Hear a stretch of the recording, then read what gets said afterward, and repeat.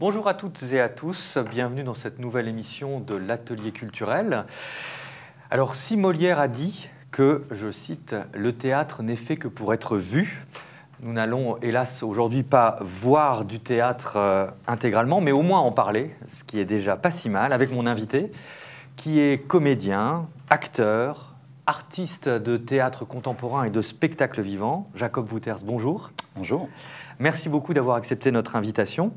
C'est un grand plaisir de vous recevoir aujourd'hui dans l'émission L'Atelier culturel, qui est organisée par la licence de lettres modernes de la Faculté des lettres et sciences humaines de l'Université catholique de Lille. Nous sommes donc ici aujourd'hui au Media Lab, dont je salue d'ailleurs l'équipe avec qui je prépare cette émission, David Frémy, Laurent Gaudin et Tim. Nous sommes donc dans le studio du Media Lab et nous allons parler aujourd'hui de votre parcours, de votre actualité, de votre travail d'artiste, d'acteur, de comédien et en particulier de votre actualité qui est un spectacle intitulé Work in Regress et nous allons tout de suite en voir le teaser. La cadence, la cadence, la cadence, la cadence.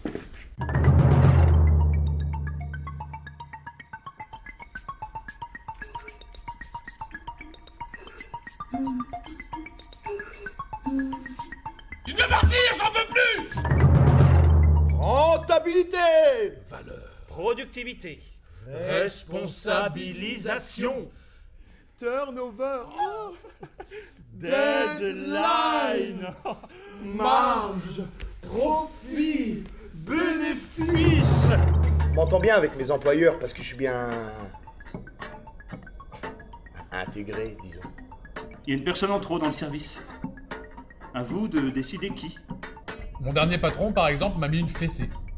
Non, pas une main au cul, une vraie fessée, hein. Se poser. Prise de pause. Temps d'appel. Appel en attente. S'appeler. Prendre une pause. Temps de prix. Appel en attente. Attends, on t'appelle. Attends ton appel. Attends, on t'appelle. On t'appelle en attente. Appel, t'attente. Tenez les papiers. Ah, vous êtes vraiment une... Espèce de... Vous êtes vraiment une moins que... À quoi vous servez? Vous servez à rien? Vous êtes en Vous êtes en régression. Votre marge Votre marge n'est pas rentable. Vous dépassez les frais de Dépassez les frais personnel. de personnel.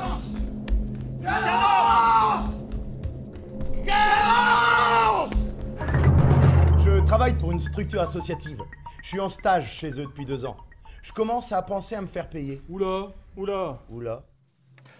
Alors, on vient de voir effectivement le teaser de cette création, de cette pièce du collectif Plateforme. Et on vous voit effectivement ici sur scène avec vos deux compères, Pierre Boudel et David Lacomblé. Oui. Donc, pour cette pièce, ce spectacle Work in Regress, dont je peux présenter ici l'affiche, le graphique qui accompagne la diffusion de cette pièce. Alors, effectivement, vous l'avez créé en 2014. Vous avez tourné pas mal déjà avec cette pièce. Et les premières, je cite simplement, les premières lignes de présentation de ce spectacle, 3 comédiens, 3 tabourets, 3 cravates et des dizaines de témoignages de travailleurs. De ces paroles émerge un langage poétique, une langue poétique pleine de rage de vivre. Est-ce que vous pouvez nous raconter un peu l'aventure de Work in Regress? Oui, c'est un spectacle qui a une vie assez étonnante parce qu'on en parlait tout à l'heure, généralement c'est 7 représentations pour un spectacle professionnel. Et là, on est déjà à la 50e, donc ce qui montre la bonne santé du spectacle. On a récolté en effet des centaines, je crois, plus de 200 témoignages de travailleurs de tout horizon. Et on en a fait un spectacle parce qu'on voulait prendre le pouls du travail avec les gens. Et on a fait un spectacle, on a vu que les Français étaient très attachés à leur travail. Et ils avaient aussi ils éprouvaient énormément de difficultés aussi à le faire parfois dans les bonnes conditions, évidemment. Donc on a traité de tout ça. Et donc c'est un spectacle qui ouvre quand même sur quelque chose de positif, c'est-à-dire comment on pourrait mieux vivre le travail, ce qui est une question pas facile, tous ensemble, et comment on pourrait peut-être inventer des nouvelles méthodes de travail pour mieux vivre le travail. Donc voilà. Et c'est un spectacle qui a été au départ on a voulu au début faire une fiction et à la fin on s'est dit, bah non, qu'est-ce qu'on connaît du travail, nous, pour pouvoir parler d'un spectacle sur le travail. Donc on s'est dit, tiens, on va interroger les gens. Et donc on retrouve leurs paroles. Et c'est assez magnifique parce que leurs paroles deviennent... toutes les paroles peuvent devenir poétiques. Et puis c'est assez au plateau, voilà. Et c'est un spectacle qui est quand même... où il y a beaucoup d'humour aussi, parce que forcément les gens, quand ils nous racontaient leur histoire, ils le vivaient aussi avec détachement maintenant, parce qu'ils avaient vécu l'histoire avant. Donc voilà, c'était... et on a eu quelques témoins qui sont venus voir le spectacle, c'était Qui sont super. venus voir leur propre témoignage, oui, c'est ça, voilà, réintégré dans la création. Et ce qui est superbe à la fin de ce spectacle, c'est que les gens parlent aussi de leur propre expérience au travail. Donc ça parle vraiment à beaucoup de monde, même on a joué devant des collégiens, et ça leur parlait parce qu'ils pouvaient se référer à des expériences de leur oncle, de leurs parents. Et ils avaient déjà bien conscience que le monde du travail bougeait énormément et que ça n'allait pas être facile forcément dans les années à venir pour trouver un travail qu'on désire, qu'on a envie de faire. Ouais, il y avait, donc ça suscite énormément de questions. Oui. Oui, ce regard sur le monde du travail, c'est vraiment un sujet très contemporain. Bah oui. Et oui, on se dit même qu'est-ce qui peut arriver plus tard. On se dit, tiens, souvent on nous dit, oui, il y a beaucoup de chômeurs et tout ça, mais on peut se dire aussi, bah tiens, c'est fou parce que est-ce qu'il y a assez de travail pour tout le monde aujourd'hui? Quand on voit que c'est vrai qu'il y a des grandes surfaces qui maintenant se font sans employés, quoi. C'est juste des caméras, c'est déjà aux États-Unis, c'est déjà lancé. Vrai, et je pense qu'en France, ça existe déjà. Ouais. C'est un peu fou. J'ai vu des extraits de ça où les gens sont là et on se dit, tiens, le travail, qu'est-ce qui va se passer avec le travail plus tard? Est-ce qu'on va vivre dans une... Donc ça pose énormément de questions. Ah oui, c'est vrai.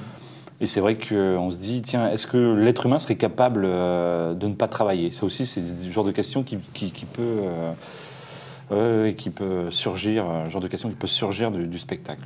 Et puis vous avez raison de traiter aussi avec décalage, avec humour, absurdité, le rire, des questions finalement angoissantes sur cette transformation du monde du travail, parce que c'est vrai que ça interpelle finalement beaucoup de gens. Ouais. Et c'est assez libérateur, comme disent les gens à la fin, où c'est pas plombant, c'est pas un spectacle. Tout d'un coup, on se dit tiens, qu'est-ce que je pourrais faire moi pour que ça aille mieux, ou alors réfléchir sur le thème. Et les gens continuaient à débattre après le spectacle.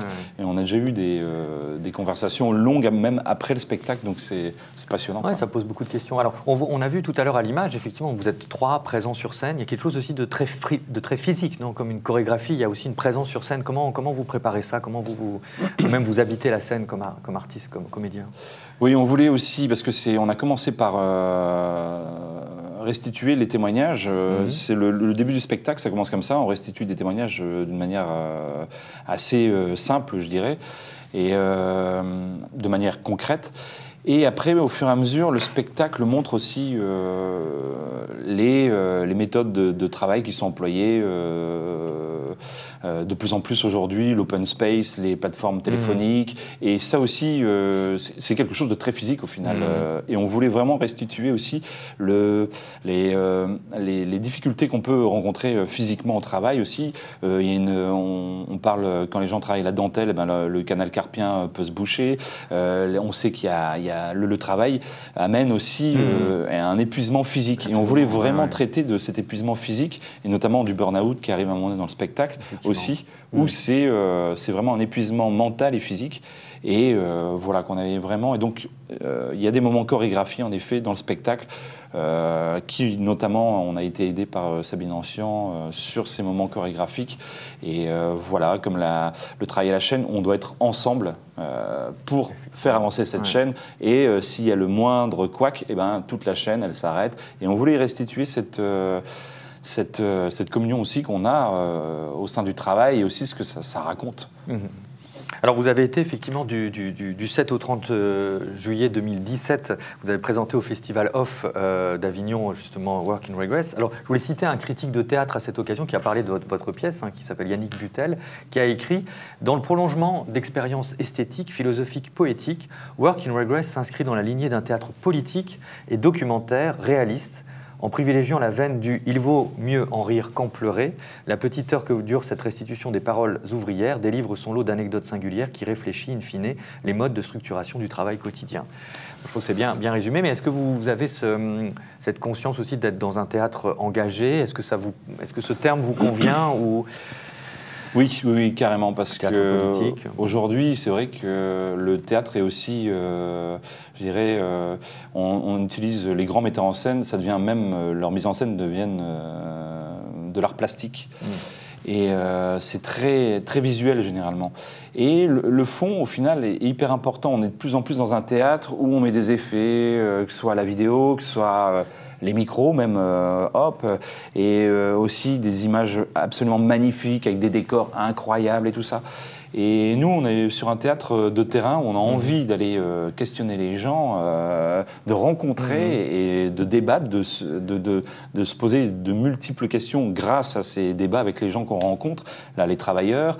Et c'était passionnant. Et donc, du coup, d'avoir aussi un théâtre où on va vachement échanger et après, où on peut discuter après, où on peut vraiment s'interroger sur... Et oui, le fond, évidemment, le fond hyper important dans le sens où on a envie que les gens aussi s'interrogent sur tout ce qui se voit au plateau et que ce soit pas simplement une beauté visuelle, quoi. Il y a vraiment, on va privilégier ça. Et moi, je trouve que le théâtre aujourd'hui mériterait aussi de revenir à des choses plus simples. Parce qu'on voit des décors, des fois c'est des décors, le prix, je ne les connais pas forcément, mais c'est assez hallucinant. Oui, bien sûr. Les productions maintenant, c'est des productions d'1,5 million. Donc on voit que le théâtre, et on les finance aussi. On préfère financer maintenant aujourd'hui des grands spectacles plutôt que plusieurs petits spectacles, entre guillemets. Voilà. Et ça pose quand même ça suscite pas mal de questions. Et moi, je trouve qu'un théâtre, le théâtre sans les comédiens, qu'est-ce qu'on fait sans les comédiens de toute façon? Donc, de partir des comédiens pour raconter une histoire, pour raconter justement, une histoire, une vérité sur... des vérités, on ne peut pas, mais en tout cas, susciter plein de questions par rapport à un sujet. Oui, Ariane Mouchkine disait que le théâtre a charge de représenter les mouvements de l'esprit, mais aussi du monde, de l'histoire. Donc on sent effectivement que voilà, il faut aussi du fond, pas que de la forme, il faut aussi qu'il y ait un message, qu'il y ait une réflexion qui accompagne l'œuvre. Oui. Et c'est vrai que nous, comédiens, on a cette carte-là à jouer qui est géniale. On n'est ni journaliste, ni sociologue. Donc on fait un peu moins peur, entre guillemets, parce qu'on arrive souvent, on peut arriver devant un sujet et dire je connais pas, je peux pas dire que je connais parfaitement le sujet, j'ai envie de me poser des questions avec toi, et toi, qu'est-ce que tu as à nous raconter là-dessus? Et le théâtre avec Brecht, ce qui était génial, c'est qu'il était en relation avec vraiment, il pouvait être en relation avec des scientifiques, avec des philosophes. Il avait envie de débattre et après de restituer les pensées qu'ils avaient eues ensemble, en fait. Et ça, je trouve ça génial de cette pensée de théâtre, de pouvoir discuter de tout. Et tout d'un coup, se dire, ah bah tiens, ce fil-là, je vais le tirer et on va voir où on peut arriver. Donc c'est vraiment passionnant, ça moi j'aime beaucoup. Les rencontres au théâtre sont hyper importantes et je pense qu'on devrait... mais on n'a pas le temps non plus, mais par exemple, le projet que j'ai pour plus vous tard... avez plusieurs projets, effectivement. Pour plus tard, c'est sur l'école. Pareil, la même question, c'est comment on pourrait mieux vivre l'école. Parce que nous, on a travaillé pendant 5 ans avec des élèves exclus de collège, qui ont été exclus de collège pendant 1 semaine. Et on a fait du théâtre avec eux pendant 5 heures, où on retravaille leur scène d'exclusion. Et où, pareil, on débat, on discute. Des fois, ils nous livrent leur vie intime aussi. Et donc, c'est des histoires fortes, difficiles. Et on s'est posé la question, qu'est-ce que ça signifie aujourd'hui l'exclusion? Parce que c'est des enfants qui sont exclus d'un système. C'est un terme très fort. Et à partir de là, on s'est dit, on va aussi interroger, pareil, tous les acteurs. On a envie d'interroger tous les acteurs. On l'a déjà un peu fait. Et c'est passionnant parce qu'on va traiter de ce que c'est que les bases de l'école, où en est l'école aujourd'hui, quelles difficultés rencontre l'école aussi, les acteurs de l'école. Et on voit bien que la communication entre les différents acteurs est parfois très difficile. Donc voilà. Et ça, c'est pareil, c'est des rencontres entre les professeurs. Donc on a vraiment envie de créer limite des auberges espagnoles où on discute avec les professeurs après les pourquoi pas les parents, aussi discuter avec les élèves et réussir à peut-être pareil, à tirer les questions qu'on a envie de traiter. En tout cas, voilà quoi. Donc c'est sûr que le théâtre pour l'école, à l'école, est très très important. Est-ce que vous pouvez nous dire un mot aussi sur votre parcours? Vous avez commencé le théâtre à l'âge de 25 ans, vous avez fait le cours Florent. Et Oui. Est-ce que vous pouvez nous dire un peu comment vous avez évolué dans ce monde, dans ce milieu? Alors ce qui est génial, moi c'est une phrase que je retiens d'un de mes professeurs qui m'avait dit le parcours d'un comédien, c'est un long parcours d'endurance. Et c'est très vrai parce que des fois ça fonctionne, des fois ça fonctionne moins bien. Pour la plupart des comédiens en fait, parce qu'on voit ceux qui peuvent réussir, mais il y en a plein d'autres qui à chaque fois doivent Très très dur. doivent vraiment multiplier les corps de métier, je dirais, à l'intérieur du théâtre, c'est-à-dire professeur, donc enseigner le théâtre, aussi jouer, mettre en scène. Donc il y a tout ça, toute cette matière qu'on peut travailler. Et c'est vrai que ce qui est un peu fou, c'est que c'est assez long pour réussir, en fait. On a l'impression qu'un parcours de comédien, je vais en faire 2 ans, puis c'est bon. En fait, même pour des gens doués, ils mettent à peu près, à mon avis, 8 ans pour commencer à rentrer dans le monde professionnel. Parce qu'ils ont 3 ans d'école préparatoire. Après, ils ont 3 ans dans une grande école, comme le TNS, le Conservatoire d'Art Dramatique de Paris. Et à la fin, ils ont 2 ans de JTN, où ils sont, pendant 2 ans, ils peuvent travailler avec des metteurs en scène. Et après, voilà, la professionnalisation commence. Donc c'est quand même assez long. Et moi, c'est vrai que c'est un parcours de rencontres, d'échanges, et ça a été passionnant. On se retrouve vite un peu seul. On se dit, je vais monter des projets et tout ça. Et les choses, au début, on répète même dans des appartements, et au fur et à mesure, on rencontre des directeurs de salle et tout ça. Puis à la fin, on finit par avoir des partenaires et on monte les spectacles. Et ça aussi, c'est pas une mince affaire. Mais il faut avoir le sens de la débrouillardise, la motivation aussi, j'imagine, avoir ça. Alors pour terminer, est-ce que vous pouvez nous donner quelques-unes des prochaines dates de Work in Regress, par exemple?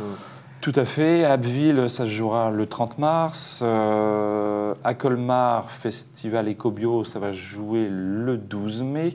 Après, celle que j'ai aussi en tête, c'est celle pendant le Festival du FITA, donc en novembre 2019, c'est le 20 novembre 2019. D'accord. Et puis il y aura d'autres dates aussi qui vont apparaître. Voilà. Ce qui est superbe, c'est à partir d'Avignon, c'est vrai que des professionnels de toute région peuvent venir vous voir et donc vous proposer de jouer chez eux si le spectacle leur a plu, évidemment. Et voilà, donc c'est quand même une ouverture hyper importante et un passage important pour une compagnie de théâtre de faire Avignon. Bien sûr, merci beaucoup Jacob Bouters, on va continuer à vous suivre.